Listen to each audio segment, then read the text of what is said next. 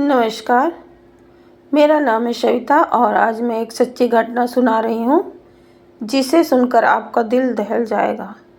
राजस्थान के दौसा जिले में रहने वाले गोपाल सैनी की ज़िंदगी बिल्कुल सामान्य चल रही थी। उसकी पत्नी सोनू के साथ उसका रिश्ता ठीक था और सब कुछ रोज़ की तरह सही चलता था। लेकिन अचानक एक दिन सोनू गायब हो गया। कई दिनों तक खोज करने के बाद भी उसका कोई पता नहीं चला। धीरे धीरे गांव में बात फैल गई कि सोनू की मौत हो चुकी है। कोई सबूत नहीं था, कि कोई गवाही नहीं थी, लेकिन लोगों ने मान लिया कि सोनू अब इस दुनिया में नहीं रही। मामला पुलिस तक पहुंचा तो शक की सुई सीधे गोपाल पर आकर रुक गई। पुलिस ने पूछताछ की, लेकिन सोनू का शव मिला नहीं। कोई ठोस सुराग नहीं मिला। फिर भी दबाव और अफवाहों के कारण गोपाल पर पत्नी की हत्या का आरोप लगा दिया गया। कोर्ट में भी किसी ने गोपाल की बात पर भरोसा नहीं किया और उसे जेल भेज दिया। गोपाल 7 साल तक जेल में रहा।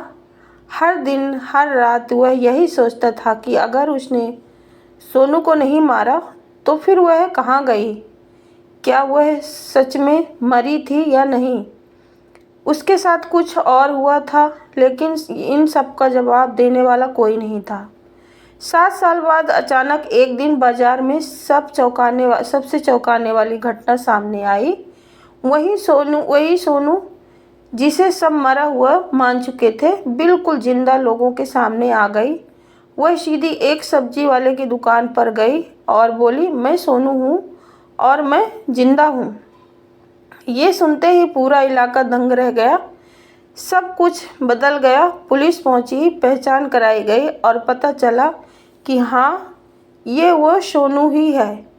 अब सबसे बड़ा सवाल यह था कि सोनू 7 साल कहाँ थी? उसने कभी अपने घर वालों या पुलिस से संपर्क क्यों नहीं किया? और एक बेगुनाह पति को इतने से साल जेल में क्यों सड़ना पड़ा? धीरे धीरे जांच में बस इतना सामने आया कि सोनू खुद ही घर छोड़कर चली गई थी, लेकिन उसने किसी को इसकी जानकारी नहीं दी। किसी कारणवश वह वर्षों तक वापस नहीं आई और उसके गायब होने का पूरा बोझ गोपाल की ज़िंदगी पर गिरा, जबकि उसका कोई दोष नहीं था। गांव वाले भी शन्न थे कि एक गायब हुई पत्नी की वापसी ने पूरे केस को उलट दिया। अब न्याय की जिम्मेदारी फिर से कोर्ट पर थी, क्योंकि एक निर्दोष आदमी ने 7 साल बिना वजह के जेल काटे थे। यह घटना सिर्फ एक परिवार की नहीं, बल्कि उन गलतियों की भी है कहानी बन गई जो बिना सबूत के किसी को अपराधी बना देते हैं।